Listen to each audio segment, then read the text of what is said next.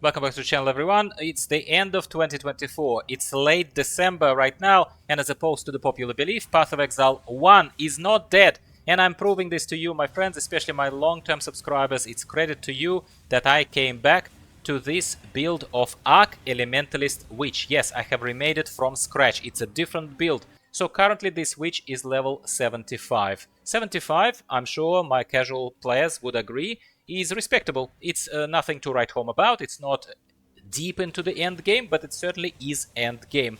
This build rather easily melts everything in tier 3 maps. I know, once again, it's nothing to write home about, but my beginners are gonna say, awesome.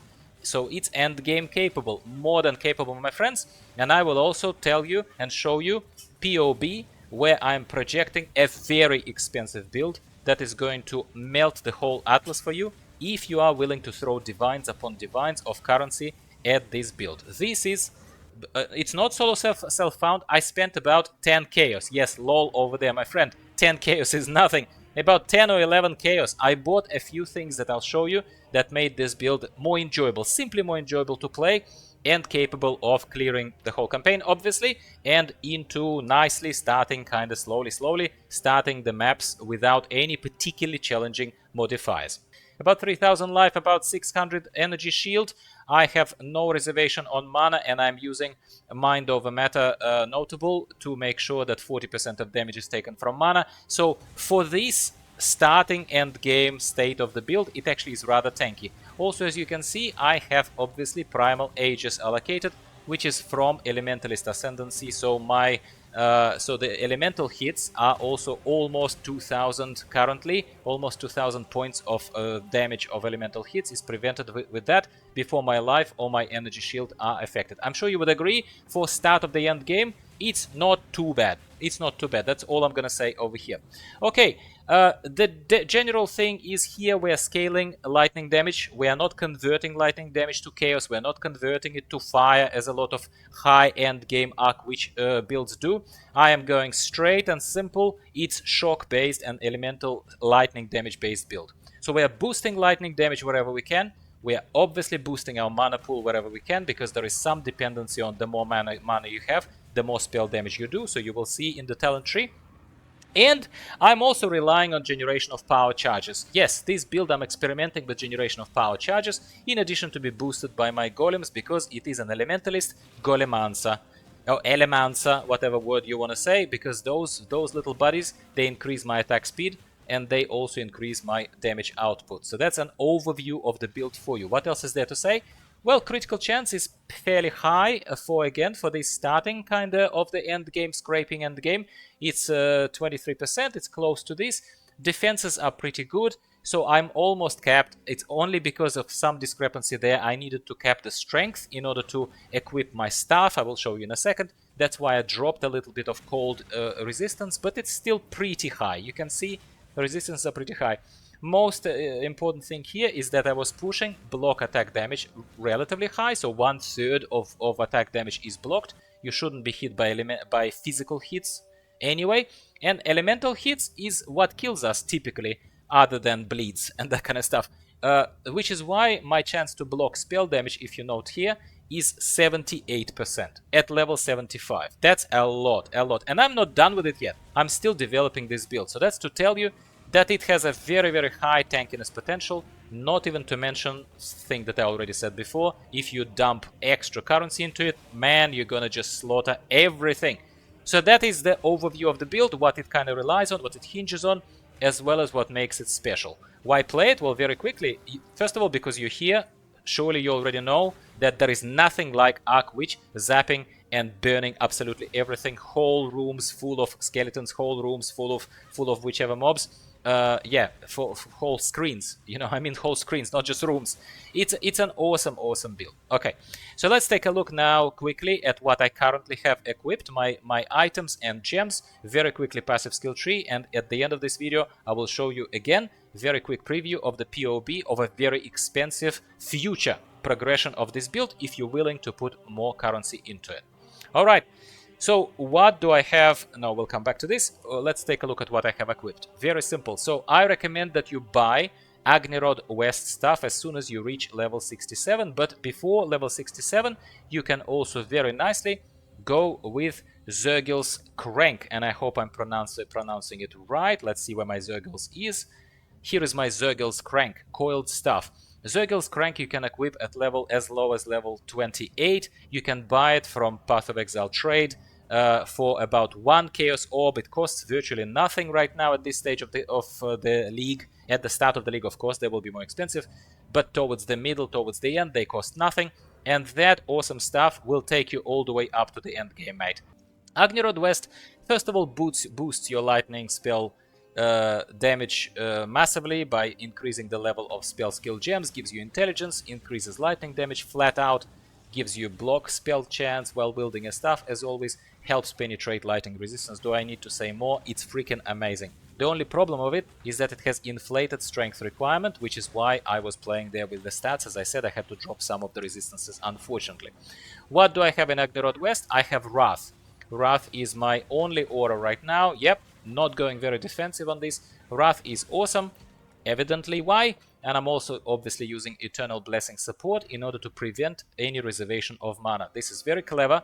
I borrowed the idea from someone else. Obviously, we all get inspired from someone else all the time. This allows me to only have one aura, unfortunately, but I have all mana to play with. So there are trade-offs with everything in Path of Exile if you haven't figured out already. I didn't have any other kind of slots, convenient slots, but I'm using Flame Dash for movement, and I'm using Summon Flame Golem here in a free slot as well, unboosted, simply to increase damage by almost 20%. Nothing to sneeze at, I'm sure you would agree.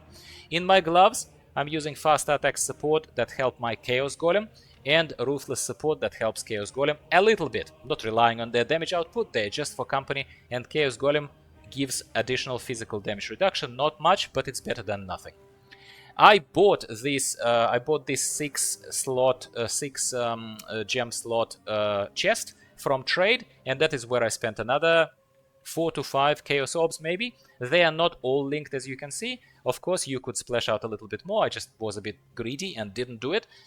Yeah, because it's about all 6 links are right now at this stage maybe costing about 20-25 Chaos. I just didn't feel like it. I was a bit Scrooge McDuck in that situation.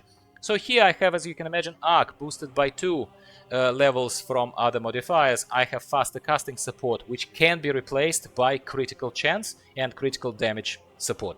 I'm just going with faster casting, but I will replace it with crits.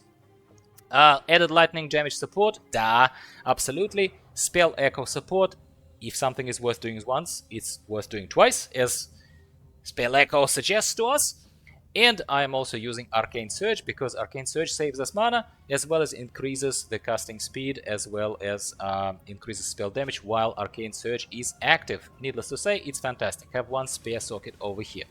In my helmet I have the Lightning Golem, I have Conductivity, and I have added lightning damage support. Alright?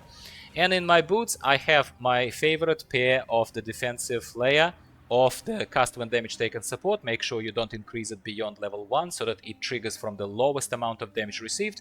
And the Immortal Call, I keep it at level 1, you can keep it up to level 3 so that level 1 cast when damage taken support can still support it, it doesn't outlevel it. And it reduces the incoming damage very briefly, but in the moment of receiving a heavy hit, you can have less 25% of damage coming in. I'm sure you would say yes to that any day of the week. Did I miss anything? No, I didn't miss anything. As far as general stats, mate, nothing particularly crazy here. You're boosting health life whenever you can. You don't want to be too skinny, just in case. Yes, you're boosting energy shield whenever you can, just for future options of transitioning to relying more heavily on energy shield replenishing rather than your health taking the hit, primary hit.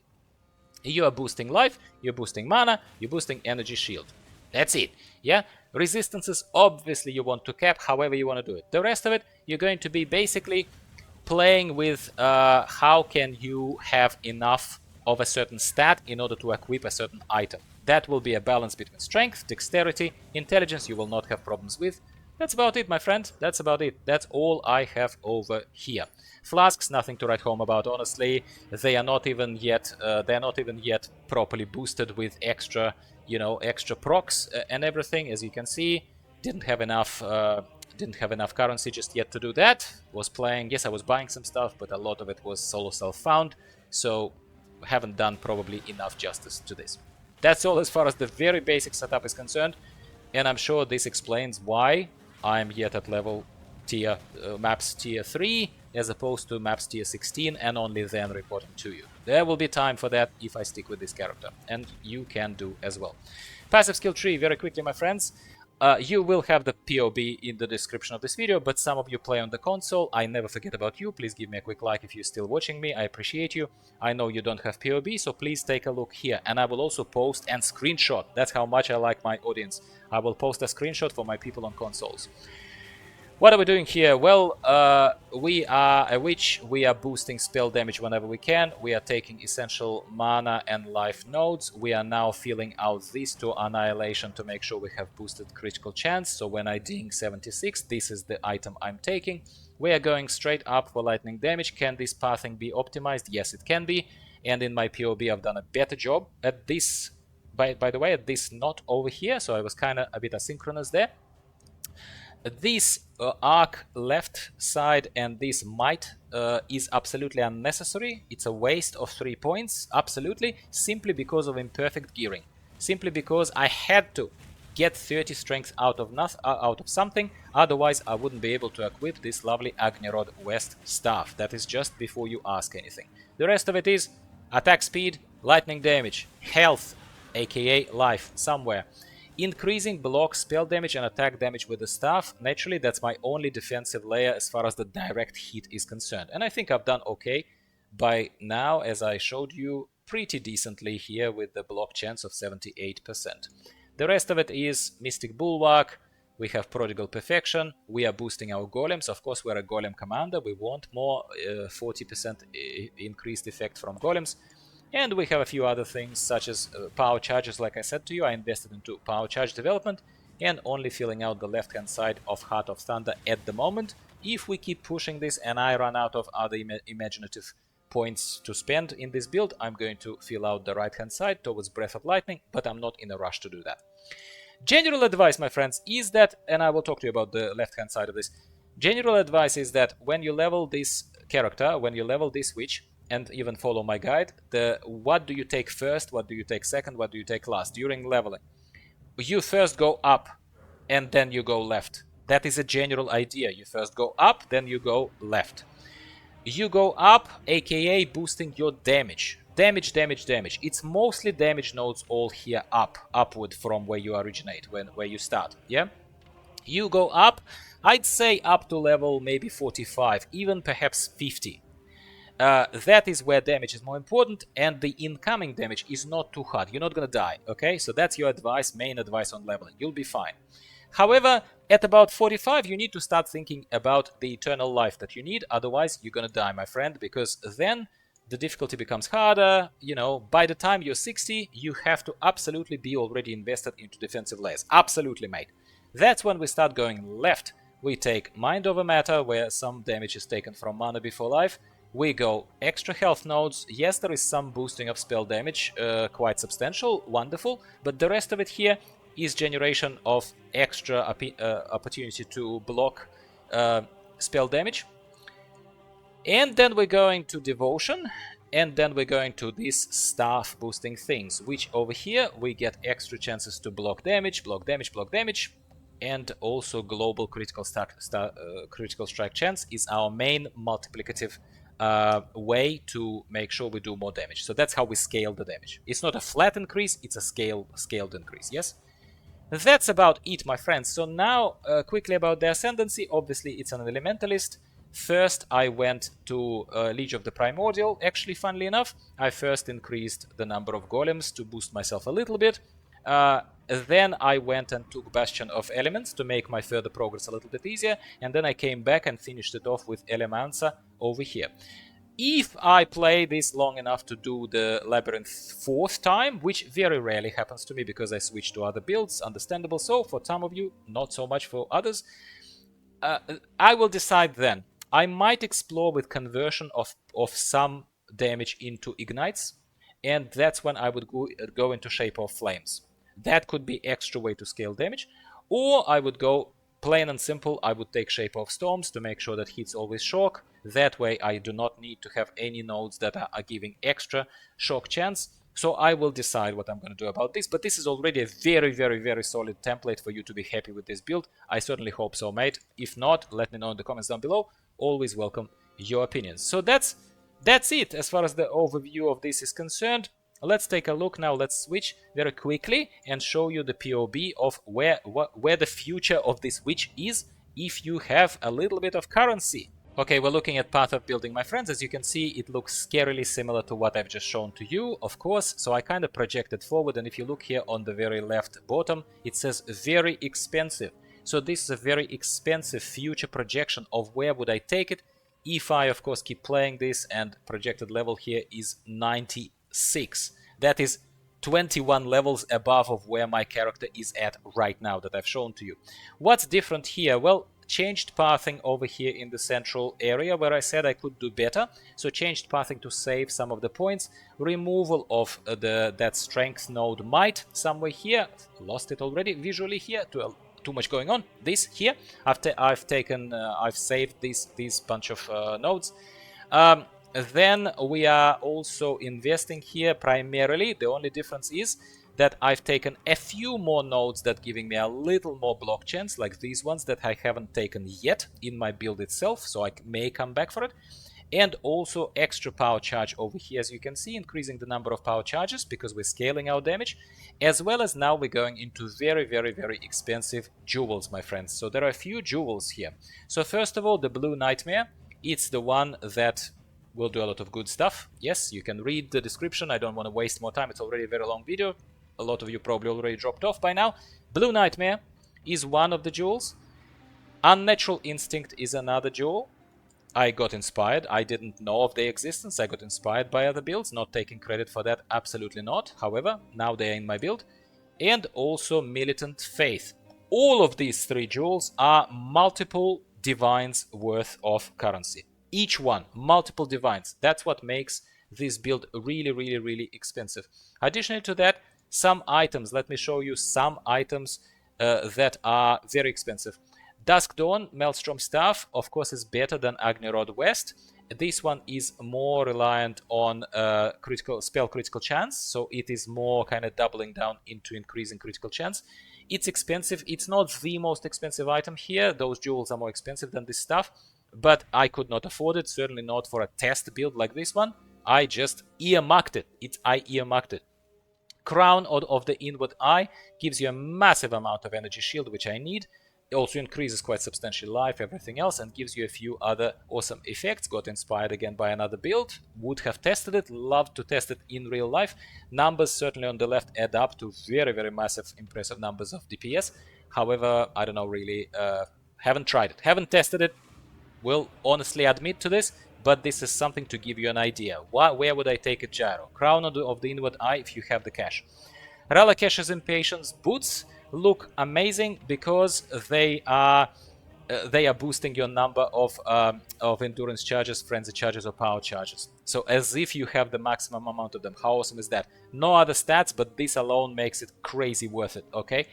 Amulet, Choir of the Storm, gives you quite a lot of intelligence. Yes. Gives you also a lightning bolt if you deal a critical strike. Level 30 lightning bolt. That thing is gonna burn through anything.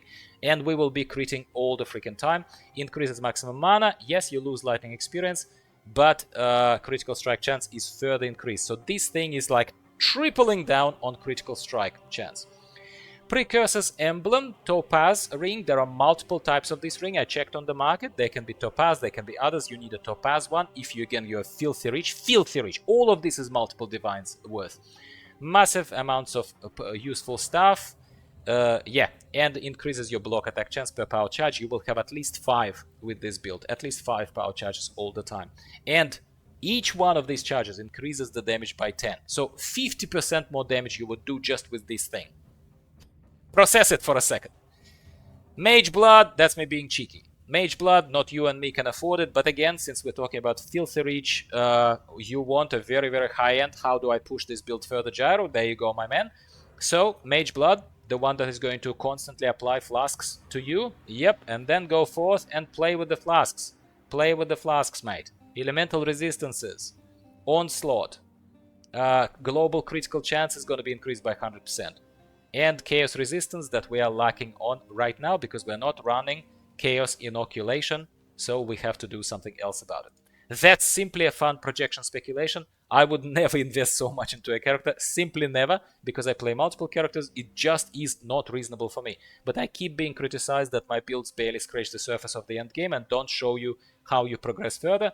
I think no one can complain that this certainly gives you a very, very good path forward. And this is it, my friends. I hope you've enjoyed this little build of Arc Elementalist Witch at the end of 2024, start of 2025. Give me a quick like if I deserve it, and if you've enjoyed this. This is certainly a newer, more robust, up-to-date build based on the build that I've just done in Settlers of Kalgur League, which is the last league of 2024. What waits for us beyond 2024? Who knows? But a lot of resources that Grinding Gear games are now going to be spending will be in Path of Exile 2, so I can't imagine drastic changes coming to Path of Exile 1, which is good news, by the way. It means that this build is gonna work in the future leagues, hopefully, and certainly next league from the Settlers of Kalgur. If I was a betting man, I would say is a pretty safe bet to assume that it will work fine.